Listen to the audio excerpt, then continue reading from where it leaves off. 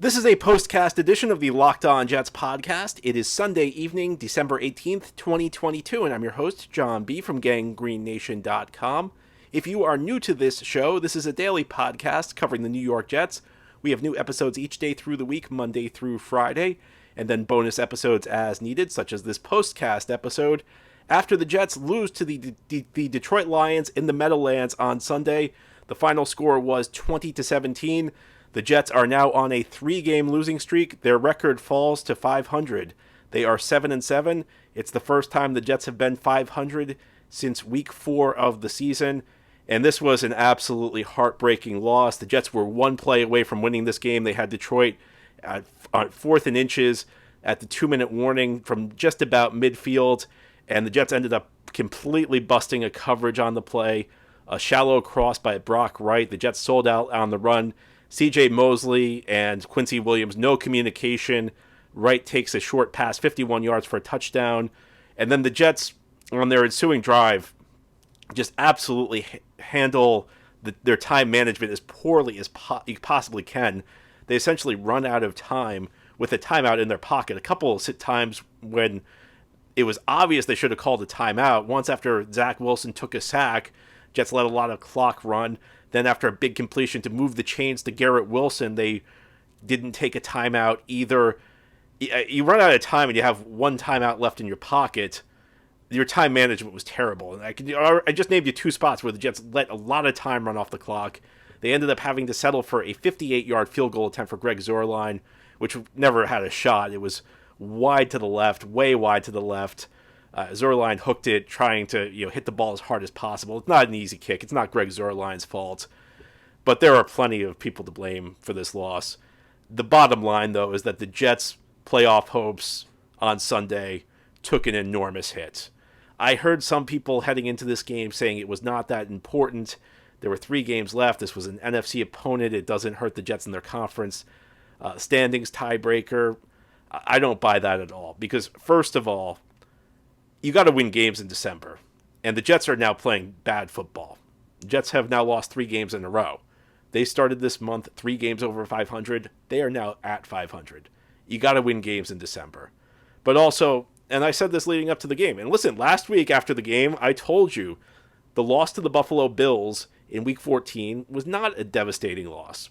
It was not the game that the Jets were supposed to win of the remaining contest on the schedule. This is completely different. This was a game the Jets had to win because they have 2 road games coming up in the last 3 weeks that are not going to be easy. And by the way, they also have to play in a short week against the Jacksonville team that's playing really competitive football. Now listen, lots of respect to the Detroit Lions. They're playing as well as any team in the NFL. But the bottom line, no matter how well the Detroit Lions are playing right now, that is a football team that is currently 500, just like the Jets are. In December, you want to make the playoffs, you got to beat the team like that in your building. I said this a couple weeks ago when the Jets lost to the Minnesota Vikings. That's the kind of loss you look back on when you miss the playoffs by a game or 2. And you look at it as an opportunity squandered. You could say the same thing about both Jets' losses to the New England Patriots, games that were very winnable for them. And you could say the same thing about this loss to the Detroit Lions because, like I said, the Jets had the game won. They were one play away from winning the game. In the 4th quarter, they had Detroit 4th and inches. Essentially, the game was over if the Jets get a stop because Detroit only had 1 timeout left. The Jets could have run the clock down. But pretty much every phase of the game you could look at, and you could point to an area the Jets failed. In fact, I think the first half of the first quarter was kind of a microcosm of this loss because the Jets fell behind early in this game, and all 3 phases had to take some of the blame. The Jets defense got a goal line stop on Detroit, but they allowed the Lions to drive the ball right down the field. And even though they got the stop on the goal line, they left the offense in the shadow of its own goal with a young quarterback, Zach Wilson, who's been struggling, who you wanted to put in a more favorable situation. So you begin putting the offense in a tough spot, but the offense still can deliver. The offense could still go dig itself out of the hole. The offense could have gotten a first down or 2. They did not do that, which left the punting situation in a tough spot because the Jets essentially had to kick from out of their own goal line. Bad things tend to happen, but it doesn't guarantee it. It just puts you in a tough spot. You can still make an effective punt, and the great punters in the NFL, they're the guys who are able to get you out of a bad situation. They're the guys who bail you out. Braden Mann's not a great punter. hit a terrible kick. The Jets didn't cover it well at all. The Lions returned it for a touchdown, and the Jets were down in this game. And the Jets, of course, bounced back and took the lead, but there's 7 points right there. And it's kind of a microcosm because I think in all three phases of the game, the Jets simply were not good enough. This is not the type of game where you pin it on one person. This is not the type of game where you pin it all on the quarterback, Zach Wilson, unlike some of the other games we've had so far this year. This is a game where the Jets lost, and it was a team loss. And as we continue this special Sunday postcast edition of the Locked On Jets podcast, we'll go through the many ways the Jets lost this game, the many opportunities they squandered, the many failures that dropped the team's record to 7-7 this season. This episode is brought to you by BetterHelp. It's disappointing when the Jets lose a game, but it is only football. Your mental health, however, is really important. Over the last couple of years, we've learned how important mental health is. It's just as important as your physical health. Unfortunately, life does not come with a user manual. So when it's not working for you, it's normal to feel stuck. Therapy can be a great option for you. Therapists are trained to help you figure out the causes of challenging emotions and learn productive coping skills. This makes therapy the closest thing to a guided tour of the complex engine called you. And BetterHelp has connected over 3 million people with licensed therapists. It's convenient, secure, and accessible anywhere, 100% online. Therapy has many benefits. You can learn coping skills, self-empowerment. You can learn how to deal with trauma. Everybody deserves to feel their best. BetterHelp makes it easier to get started. As the world's largest therapy service, they've matched millions of people with professionally licensed and vetted therapists, available 100% online. All the benefits of in-person therapy. Plus, it's more convenient, more accessible, and more affordable. Just fill out a brief questionnaire to match with a therapist. If things are not clicking, you can easily switch to a new therapist anytime. It couldn't be simpler. No waiting rooms, no traffic, no endless searching for the right therapist. Get unstuck with BetterHelp. Learn more and save 10% off your first month at betterhelp.com/lockedon. That's BetterHelp, HELP.com/lockedon. This episode of Locked On Jets is brought to you by LinkedIn Jobs. When the Jets need to find a new player, they can make a trade, they can sign a free agent, they can go to the draft. Hiring for your small business is not that easy, though. When you need to find somebody, it's kind of tricky. Every new potential hire can feel like a high-stakes wager for your business, and you want to be 100% certain that you have access to the best qualified candidates available. That's why you have to check out LinkedIn Jobs. LinkedIn Jobs helps you find the right people for your team faster and for free. All you have to do is create your free job post on LinkedIn Jobs, then add your job and the purple hashtag hiring frame to your LinkedIn profile to spread the word that you're hiring. Simple tools like screening questions make it easy to focus on candidates with just the right skills and experience so you can quickly prioritize who you'd like to interview and hire. This is why small businesses rate LinkedIn Jobs #1 in delivering quality hires versus leading competitors. LinkedIn Jobs helps you find the qualified candidates you want to talk to faster. Post your job for free at linkedin.com/lockedonnfl. That's linkedin.com/lockedonnfl to post your job for free. Terms and conditions apply.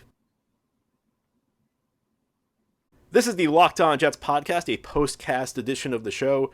After the Jets fall to the Detroit Lions in the Meadowlands, the final score 20-17. Kind of similar to a game these teams played 22 years ago. It was a Week 16 game in the year 2000. The Jets lost to the Lions, a heartbreaker. That was a Week 16 game. This was a Week 15 game. It was part of a season-ending collapse that saw the Jets fall from 9-4 to 9-7, missing the playoffs. Very similar vibes to this one because this was a game that is really crushing for the Jets' playoff hopes. And this is not a game that has easy narratives. Zach Wilson, you look at the statistics, they're not terrible. I would say they're even pretty good. Now, he was only 18 of 35, but he threw for 317 yards, 2 touchdowns, and an interception, starting in place of Mike White. And in all honesty, this is maybe the only time other than the fourth quarter and overtime against Tennessee last year where I saw flashes of high-end playmaking ability for Zach Wilson. I mean, he had a number of really impressive throws, the number of tight window passes, some excellent throws on the run. And this year, throwing on the run for Zach Wilson's been a big issue. He had some deep balls. And another area, despite his big arm, despite his reputation at BYU, really struggled this year. In this game, he hit deep balls.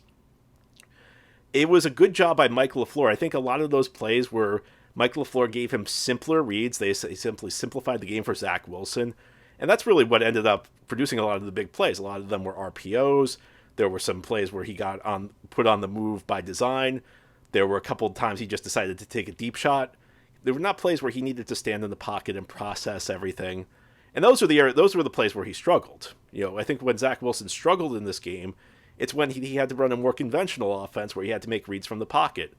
And his mechanics also, weren't much better than what we saw a couple weeks ago. There were some good things from Zach Wilson, but there was also a long stretch in the second half where, frankly, he was terrible. He missed probably 5 or 6 throws where he missed badly by like 3 yards, guys who were open. Plays that could have extended drive, plays that could have put points on the board. Zach Wilson has to take some of the blame for this loss. But it's not only Zach Wilson. The Jets, and this was one I got wrong. I thought the Jets were going to be able to run the ball on Detroit. The Lions defense their run defense has been better in recent weeks, but I thought Bam Knight would get going. He was held to 23 yards on 13 carries. He was a little banged up. He can't be blamed all that much, though, because the Jets just did not run block effectively. They did a terrible job. Knight was frequently being contacted right at the line of scrimmage, if not before. Not a good job by Bam Knight.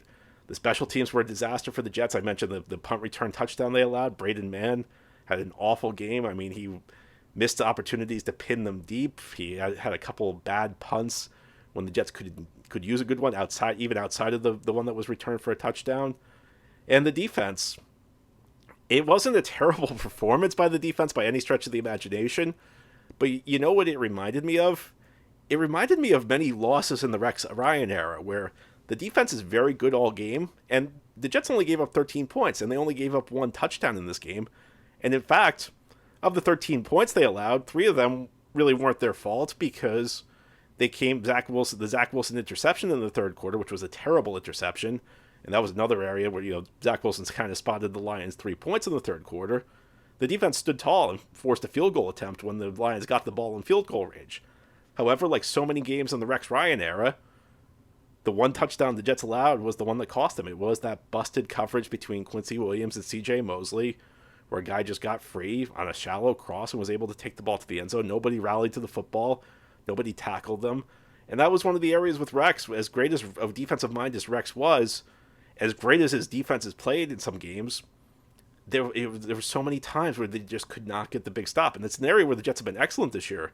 The Jets have gotten the big stop in tight games, but they were not able to do it in this one. And this is what makes the game tricky, is that you can essentially take any narrative you want because there were so many different plays that could have swung this game one way or another. I said this a couple weeks ago against Minnesota. There are probably 5 or 10 plays in that game. If they go the Jets' way, any one of them goes the Jets' way, the Jets win the game. And once again, just like 2 weeks ago, the Jets missed the playoffs this year, and after this one, it's looking more likely you're going to look back on this game with regret. Anyway, that's all for our POSTCAST episode today. This has been the Locked On Jets podcast, part of the Locked On Podcast Network. Our motto is your team every day. We have new episodes each day, Monday through Friday through the week. If you enjoy the show, hit the subscribe button where you're watching or listening so that you'll never miss an episode. If you're listening on a podcast source, please give the show a 5-star review. If you're watching on YouTube, please give this episode a big thumbs up. These things help the podcast out and help other Jets fans find the channel. Have a great Sunday evening, everybody. We'll be back tomorrow with our regular Monday episode. It will be a full, in-depth recap of the Jets' loss to the Detroit Lions.